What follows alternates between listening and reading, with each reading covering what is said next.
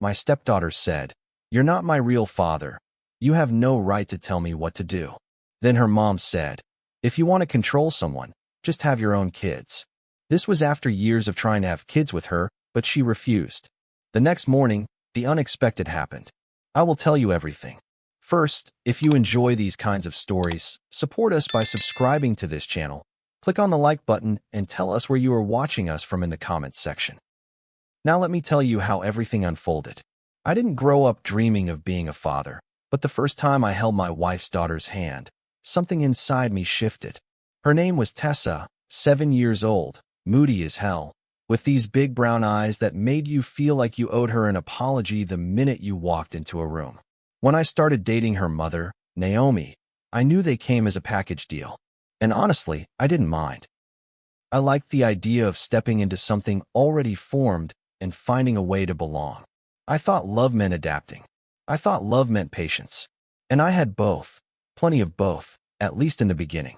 Back then, I believed if I just tried hard enough, I could earn a place in that little girl's heart. I didn't need to be her real dad. I just wanted to be someone she trusted.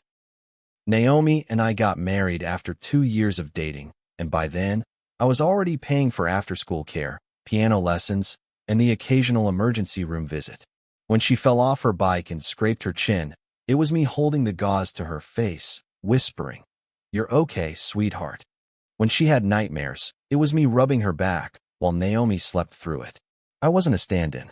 I was present, committed. I poured every ounce of stability I had into that home. And I'm not saying I was perfect. I raised my voice sometimes, sure, and I didn't always know how to handle her moods, but damn it, I tried. Every single day, I kept thinking, one day she'll see me. One day she'll call me dad without flinching. But that day never came. What made it worse, what hollowed out the parts of me I never even knew existed, was Naomi's silence. I'd expected the parenting part to be hard. I hadn't expected to feel so alone doing it. Anytime I tried to set boundaries or instill some kind of routine, Naomi would cave. I'd say, "No phones after 9," and she'd roll her eyes and say, "Come on, it's not a big deal." I'd ground Tessa for backtalk, and Naomi would undo it behind my back. And when I confronted her, she'd just shrug like I was overreacting. "She's a teenager," she'd say. "They're all like this." But it wasn't just teenage rebellion. It was open defiance, and worse, Naomi's subtle permission to disrespect me. I didn't realize until later that Naomi wasn't trying to raise a daughter with me. She was trying to maintain control of her daughter, her household, and me. I remember the first serious conversation we had about having kids of our own. We were about 3 years into the marriage, and I had just finished fixing Tessa's science project for the 3rd time that week.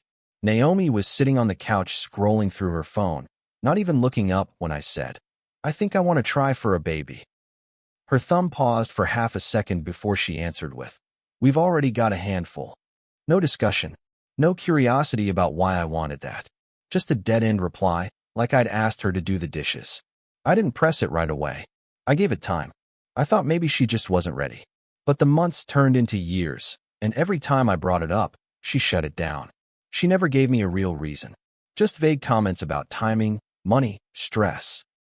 All the while, I was footing the bills, showing up for parent-teacher conferences, and tucking in a kid who still treated me like a guest in her house. I kept telling myself things would get better, that Tessa would grow out of it, that Naomi would come around. But honestly, I think I was lying to myself because the alternative, that I'd built my life around 2 people who didn't actually want me there, was too painful to accept. I started to notice the way Tessa introduced me to her friends. "That's just my mom's husband," she'd say, as if I was the maintenance guy. The way Naomi would make big parenting decisions without even telling me, like the time she let Tessa quit school for 2 weeks to reset her mental health after a breakup. I didn't even find out until I got a call from the school. And when I confronted Naomi, she just said she needed space. You wouldn't understand. And maybe I didn't. Maybe I never would. But I was tired of being dismissed like some damn stranger. Still, I hung in there. I kept cooking dinner every night. I kept showing up at every one of Tessa's recitals, clapping like my life depended on it. I kept paying the bills, fixing the leaks, mowing the lawn, pretending like this family actually belonged to me. But every night, I went to bed next to a woman who no longer touched me unless she needed something. And every morning, I woke up feeling like an intruder in my own home. I wanted to believe I mattered. I wanted to believe that all the small sacrifices, the missed vacations, the long work hours, the emotional labor, meant something. But deep down, I knew. I knew I was the only one playing the long game. The worst part? I kept smiling through it. For years, I wore that good stepdad badge like it meant something. I swallowed every slight, every ignored request, every snide teenage comment, because I didn't want to be the guy who gave up. I thought if I just held on a little longer, things would change. But what I didn't realize, what I couldn't admit, was that Naomi and Tessa weren't waiting for me to step up. They were daring me to walk away. And at the time, I still didn't have it in me to call their bluff. I think the silence wore me down more than the yelling ever could have. The kind of silence that wasn't peaceful. No, it was strategic, calculated. A cold war between people who shared the same kitchen but hadn't truly shared a moment in months. Every time I walked into a room, Tessa would either put on her headphones or suddenly find something incredibly interesting on her phone. And Naomi? She stopped looking me in the eye. She'd mumble thanks when I paid the mortgage or cooked dinner, but she'd never say it with her chest. There was no warmth left, no softness. Just this quiet, bitter distance, like we were all waiting for someone else to speak first so we could pick a fight. And I don't care how tough a man thinks he is. When the people in your own house treat you like a ghost, you start to question if you're even alive in that space. There were moments I'd try to pretend everything was fine, like when I brought home flowers or tried to plan a weekend getaway for just me and Naomi. She'd always find a reason not to go. Tessa had schoolwork, she wasn't feeling well, or now's just not the right time. I stopped asking after a while, because rejection, even when it's sugar-coated, still bruises. The worst was the dinners. I used to cook for them like it was an act of devotion. I'd make grilled salmon the way Naomi liked it, with the lemon butter and asparagus on the side. Tessa would just poke at it or flat out say, "Can we order pizza instead?" Naomi never corrected her. Never said, "Say thank you," or "Eat what's in front of you." She'd just sigh and say, "If you don't want it, don't eat it." Like I was the one inconveniencing them with my effort. The shift didn't happen overnight.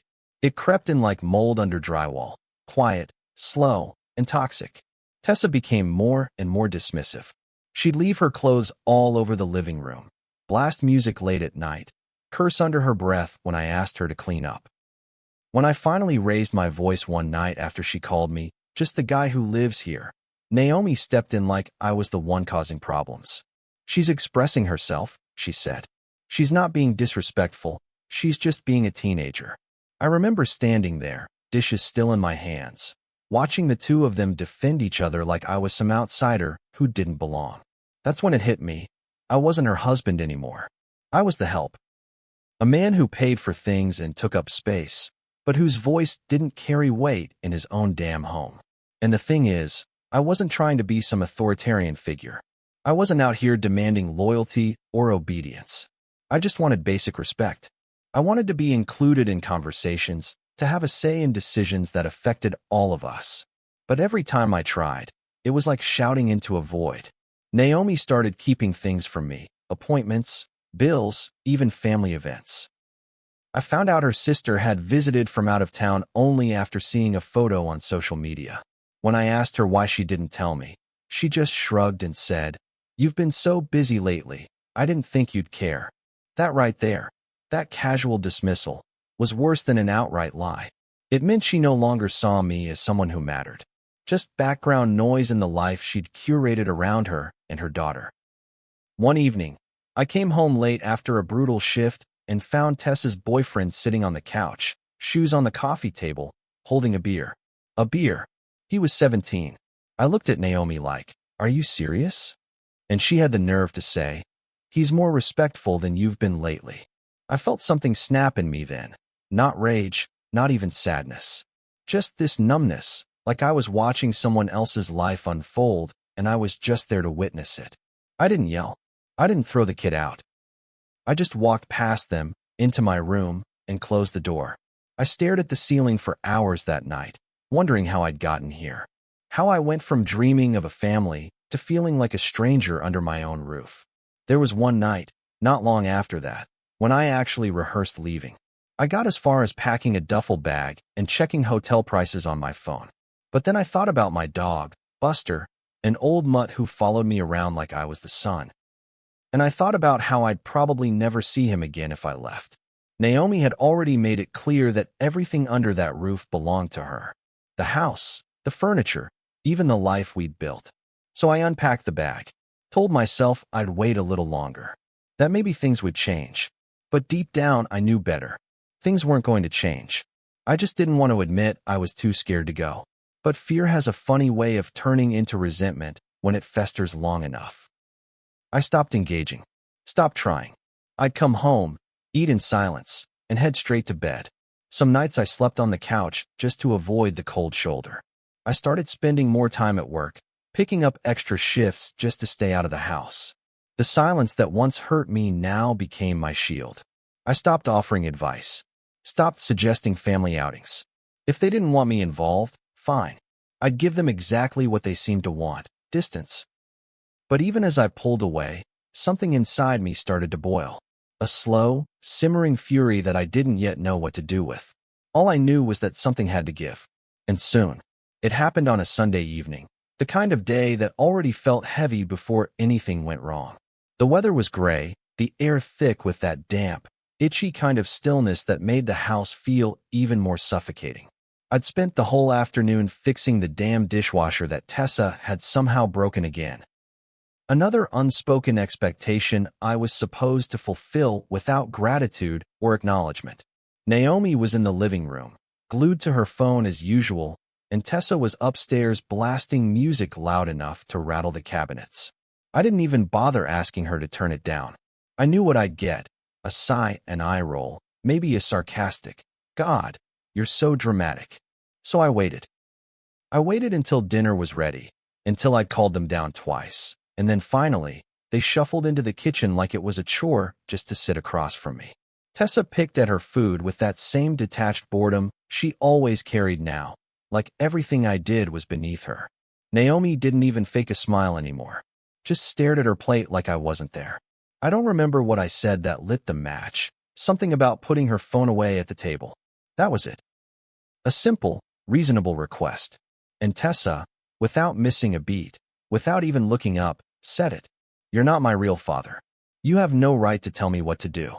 I swear the room went silent in an instant, like even the house couldn't believe she had the guts to say it out loud. I looked at Naomi, expecting something, some kind of reprimand, a flicker of discomfort, anything. But all she did was shrug, like she'd heard it all before, and replied, "If you want to control someone, just have your own kids." I don't know what stung more, Tessa's words or Naomi's. Maybe it was how casual they both were, like this wasn't the first time they'd talked about it when I wasn't around. Like they'd already decided where I stood in this house, and figured it was time I knew too. My stomach dropped. Not because it was the first time I'd felt unwanted, but because it was the first time they'd made it clear they didn't care if I knew it. Years of holding my tongue, of trying to earn their respect, their love, their damn acknowledgement, and that was what I got. A sentence that confirmed every unspoken fear I tried to push down. I wasn't family. I was tolerated, disposable. And Naomi, God, Naomi knew exactly what she was saying. She said it with precision, like a blade slipping between ribs. That line, "have your own kids," wasn't just a suggestion. It was a reminder of every time she told me no. Every time she shut the door on that dream. Every time I accepted it, because I thought what we had was enough. I didn't say anything that night. I didn't scream. I didn't fight. I just sat there, staring at the two people I'd spent nearly a decade sacrificing for, and realized they'd never once seen me as theirs. I cleared the plates in silence, washed the dishes while they watched TV like nothing had happened. Naomi didn't come to bed that night. She stayed downstairs until after I fell asleep, or pretended to, at least. And I laid there in the dark, staring at the ceiling fan spinning slowly above me, thinking about every fork in the road I had ignored to stay in this place. Every chance I had to walk away, but didn't. Every warning sign I'd excused as a rough patch, a phase, something love could fix. But love doesn't fix contempt. And that's what I saw now, clear as day. They didn't just resent me. They didn't respect me. I spent the entire night wide awake, my chest tight, my thoughts racing. I wasn't angry, not yet. I was devastated. I kept replaying her words, Naomi's words, over and over again until they felt like a mantra. You're not my real father. Have your own kids. Like I hadn't tried. Like I hadn't begged. Like I hadn't been patient and kind and consistent and everything a man is supposed to be when he steps into a family that's not biologically his. That was the part that made me sick. I hadn't just been a good man. I'd bent over backwards to be a better one. And for what? For two people who saw me as nothing more than a glorified ATM with a tool belt? The next morning, something inside me had changed. Not a fiery, impulsive rage, but a cold, settled clarity.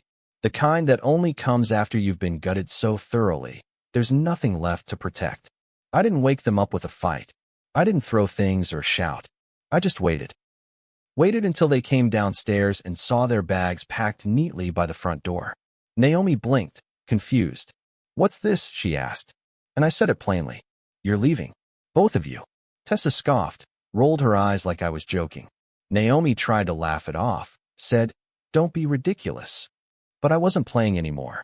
I looked her dead in the face and said, You made it clear last night I don't belong here. So go be a family without me. Just do it somewhere else. She started to protest, her voice sharp, defensive. Accused me of overreacting. Said it was just a comment and that I needed to stop being so sensitive. But I wasn't having it. I told her I'd already changed the locks. That I'd given her 10 years and she'd given me nothing but excuses and disrespect. That I was done funding a life where I didn't feel loved or wanted. And that's when she realized I wasn't bluffing. Her face fell. Not with sadness. No, Naomi didn't cry. She looked embarrassed. Like she couldn't believe I finally grew a spine. Tessa didn't say a word. Just stood there, arms crossed, her mouth pulled into that same teenage smirk she always wore when she thought she'd won an argument. But not this time. This time I won. Not because I hurt them, but because I finally chose myself. They didn't believe me, not at first. When I told them to leave, Naomi stood there for a full minute, mouth open, like she was trying to decipher whether I'd hit my head or finally snapped. Tessa didn't say anything. She just leaned against the banister, arms folded, chewing on the inside of her cheek the way she always did when she was annoyed. It was a look I knew too well. The same look she gave when I asked her to clean her room or said no to something she wanted. But this wasn't about curfews or chores. This was about dignity, mine, and how I'd let it erode for nearly a decade under the weight of passive aggression and willful ingratitude. I watched them both, and for the first time, I wasn't afraid of the fallout. I wasn't anxious about how they'd react. I wasn't trying to de-escalate or be the bigger person. I was just done. Simple as that. No more explanations. No more chances. Naomi finally stepped forward and said, Okay, you've made your point. You're upset. That tone, condescending, patronizing, like I was a child having a tantrum. It made my blood go cold. She still didn't get it. Still thought this was a negotiation. You've made your point. As if this was just a bad mood I'd come out of after some alone time and a hot shower. I shook my head and said calmly, This isn't about a point. This is about a boundary you crossed and never cared to walk back from. I told her I'd already transferred the next 2 months' rent into her account, so she'd have time to find somewhere else. I didn't know her that, but I did it anyway, because I wanted to leave no room for them to paint me as cruel. Not this time. I was reclaiming my space, but I was doing it cleanly. Naomi's face twisted, disbelief giving way to something closer to rage. She started throwing words like darts, abandonment, selfish, ungrateful. She said I was tearing a family apart. And I almost laughed because what family? The one where I was told to stay quiet? The one where my opinion was laughed off in front of a teenager who never saw me as more than a meal ticket? I told her, This family fell apart the moment you let her disrespect me and called it parenting. That shut her up for a second, just long enough for Tessa to finally speak. You're being dramatic, she muttered, grabbing her phone like none of it mattered. And that was the final nail. Not because she said it, but because she believed it. They both did. They truly believed they could treat someone like an outsider for years and still act shocked when he finally left the table. Packing didn't take them long. I didn't have to force them out. Naomi tried to argue a little more, but when she realized I wasn't flinching, she started gathering things quietly, throwing them into bags without care. She left the hallway closet wide open, coats still hanging there, and the guest room a mess. I let her. Let them both make their messy, noisy exit without lifting a finger. The silence afterward was jarring. Not peaceful, not yet, but vacant. Like the moment after a storm when the air's still charged with everything unsaid. I stood in the doorway for a long while, staring at the street as they drove off in Naomi's SUV, the back piled high with bags and boxes. Tessa didn't even look back. Naomi didn't wave, and I didn't expect them to. You can't force people to feel loss for something they never valued to begin with. The first night alone was strange. Not liberating, not sad.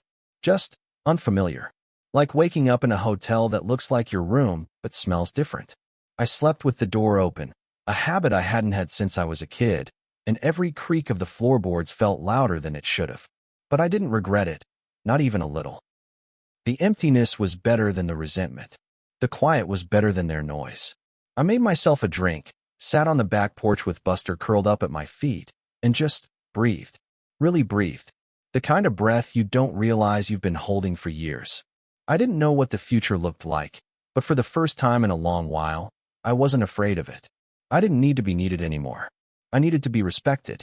Of course, it didn't take long for the backlash to start. Naomi's sister texted me the next morning, just a passive-aggressive message that said, "Wow, so that's how you treat your family." I didn't answer. Then came a series of vague posts from Tessa's Instagram. You know the type.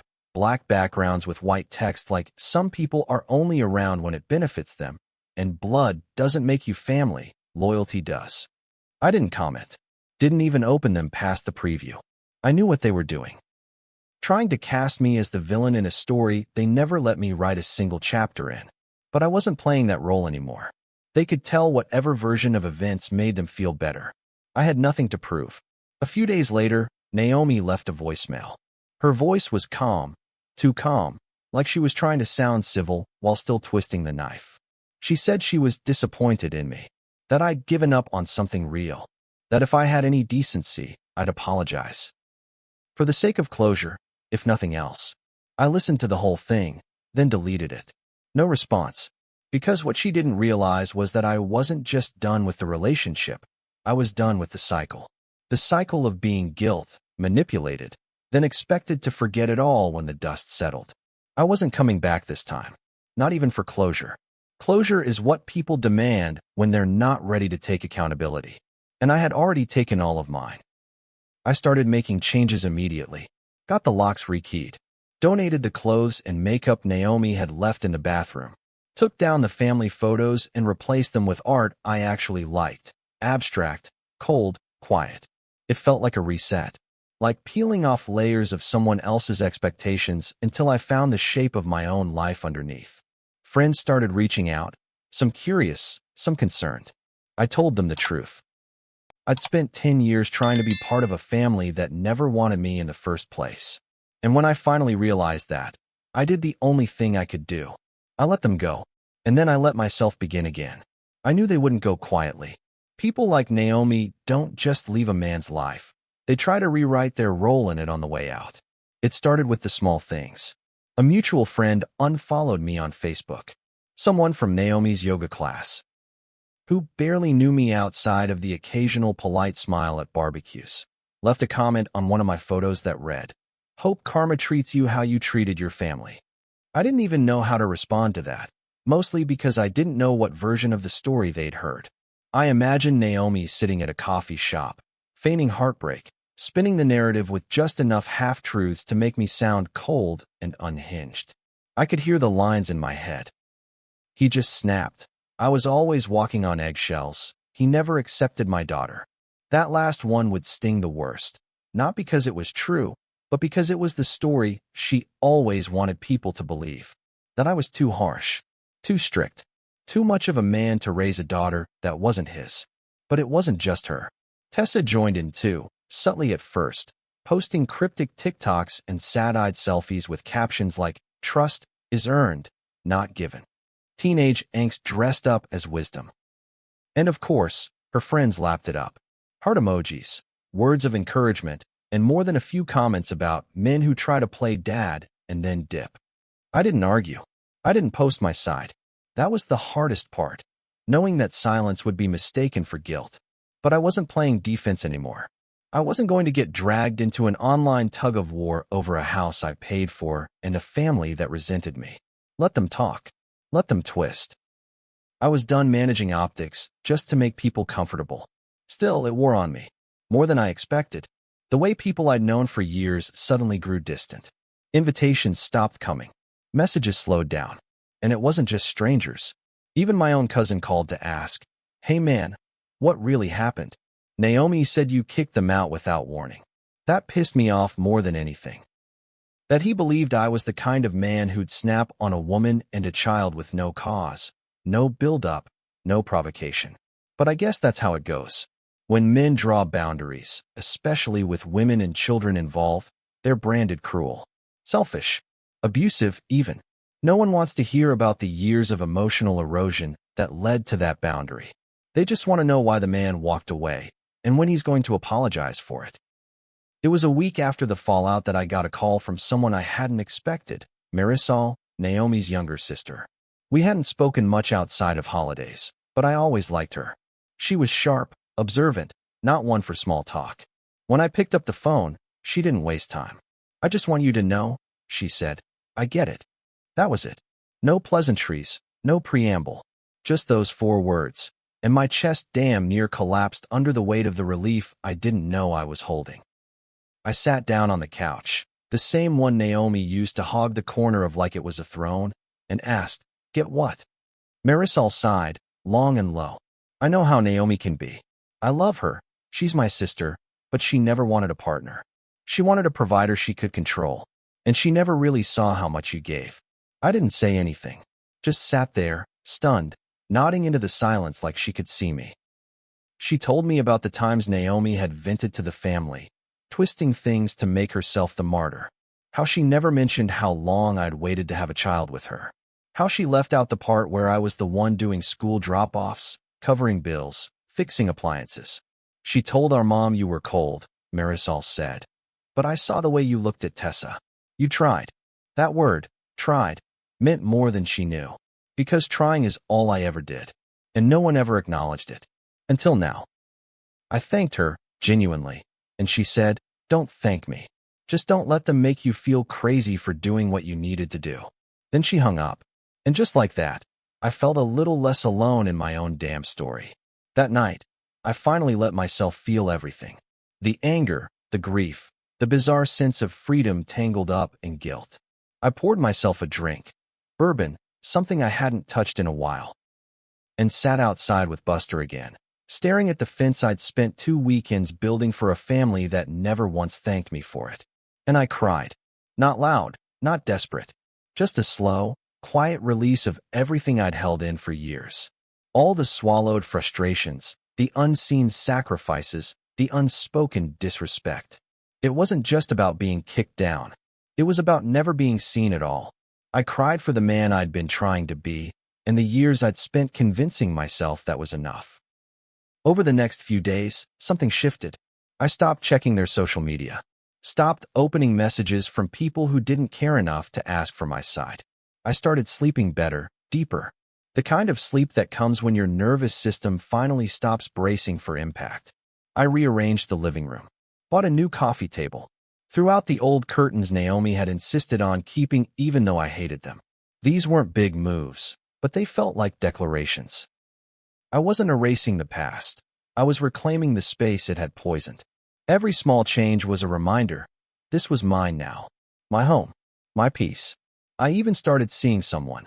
Claire, a woman I met through a friend. Nothing serious yet, just dinners and long conversations. She was different. Curious. Asked real questions and listened to the answers. One night, I told her about Naomi. Not the whole story, but enough. She didn't flinch or judge. Just said, "That must have been exhausting." And for once, I didn't feel like I had to defend myself. I didn't have to explain why I stayed or justify why I left. She accepted that both things could be true, that I tried hard, and that I was right to walk away. Standing at the altar with Claire, I felt something I hadn't in years. Not nerves, not fear, but certainty. A quiet, rooted kind of peace. The sun was warm against my back. The breeze carried the faint scent of lilac, and every face in the crowd was one I'd chosen to let into this new chapter of my life. There was no Tessa, no Naomi, no ghosts from the life I'd clawed my way out of. Just people who saw me, not as a paycheck or a placeholder, but as a man with value. Claire's hands were steady in mine. Her eyes didn't blink away from mine. And in that moment, I realized that love, the kind that doesn't make you beg for acknowledgement, doesn't leave you guessing. It just is. It holds you. It steadies you. It meets you where you are and doesn't demand that you shrink. We kept the ceremony small, 30 guests, tops. I didn't want pomp or show, just intention. Claire wore a pale blue dress instead of white because she said she never liked following rules for the sake of tradition. That was one of the first things I loved about her. She did things with meaning or not at all. When we exchanged vows, hers were simple, honest. She didn't promise perfection. She promised effort. And I knew she meant it because she always had. Claire had never once made me feel like I had to audition for her love. She didn't make me prove I was worthy. She just opened the door, and when I walked through, she let me stay. That was enough. More than enough. And for the first time in my life, I wasn't afraid to let myself be loved. In the days leading up to the wedding, I found myself thinking more and more about Naomi. Not with longing, not even with anger, but with curiosity. I wondered if she'd heard, if she knew I was moving on, if it mattered to her at all. There was still part of me, deep down, that wanted to believe she felt something. Not regret, maybe, but recognition. Like maybe she finally saw that I wasn't the villain she made me out to be. That I wasn't cruel, I was just done. And I think that's what people like her struggle with the most. Not being left, but being left without drama. Without begging. Without a door left cracked open behind them. I debated for a few days whether to reach out before the wedding. Not to reconcile, God no, but to clear the air. To draw the final line in the sand. Claire never asked me to. She wasn't threatened by my past. But I think she understood that some doors have to be closed intentionally, not just walked away from. So I sent Naomi a short, neutral message. No bitterness. No passive aggression. Just facts. I told her I was getting married. That I wished her well. That I hoped, in time, she would come to see how much I had tried, and how deeply I had needed to choose myself in the end. I ended it by saying, "There's no anger in my heart. Just distance. And that's how it will stay." She never replied. And that, in itself, was the reply I expected. After the ceremony, during the reception, one of Claire's cousins pulled me aside and said, "You seem like you've been through some shit." I laughed, not because it was funny, but because it was the most honest thing anyone had said all day. I told him the short version. The marriage, the stepdaughter, the eviction. He nodded, took a sip of his drink, and said, "Glad you made it out." And I realized that's exactly what it felt like. Escape. Not from people, but from a life where I was constantly shrinking. Where love was conditional, transactional, weaponized. I had spent so long trying to be enough for people who had already decided I wasn't. Now, I was with someone who saw me before I even opened my mouth. That kind of grace. It felt like air after a decade underwater. A few days after the wedding, I got a text from a number I didn't recognize. It just said, "I saw the photos. You look happy. She seems nice." No name. But I knew it was Tessa. There was a part of me that wanted to ignore it. To let her words disappear into the void like mine had so many times. But another part of me, the older, more tired part, understood that this was as close to an olive branch as she'd ever offer. So I wrote back. Not a novel. Just, "I am. I hope you find the same someday." And that was it. We didn't exchange anything more. No phone calls. No apologies. Just that brief flicker of acknowledgement before fading back into our separate lives. It wasn't reconciliation. It was just reality. Now, months later, our house feels different. Warmer. Still, Claire doesn't walk on eggshells around me. She asks me what I think, not just when it's convenient, but because she wants to know. We talk about having kids, not in a pressure-filled way, but with excitement. Hope. I don't know what the future holds, and for the first time, that doesn't scare me. Because I know who I am. I know what I won't tolerate. I know the signs of erasure when they first start to whisper, and I won't let them grow roots ever again. I didn't just leave Naomi and Tessa. I reclaimed myself in the process. And that man, the one who finally chose peace over proximity, he's the man I bring into every day forward. I look back sometimes, not with regret, but with clarity. I see the man I was, tired, aching, constantly reaching for scraps of validation. And I feel for him. I mourn for him, but I don't miss him. Because I've built something new now. Something real. And it didn't come from sacrifice. It came from boundaries. From walking away when staying meant abandoning myself. And if there's one thing I've learned, it's this. Sometimes the bravest thing you can do is leave the table when love is no longer being served. Have you ever poured yourself into a family that never made room for you? If this story resonated with you, if you've ever felt unseen, unappreciated, or forced to choose between your peace and your place, let us know in the comments. Your voice matters. And if you believe in reclaiming your worth, setting boundaries, and finding love that sees you for who you are, don't forget to like, share, and subscribe for more powerful stories that speak the truth behind closed doors. Because sometimes, walking away is the first step toward becoming whole. See you soon in the next story.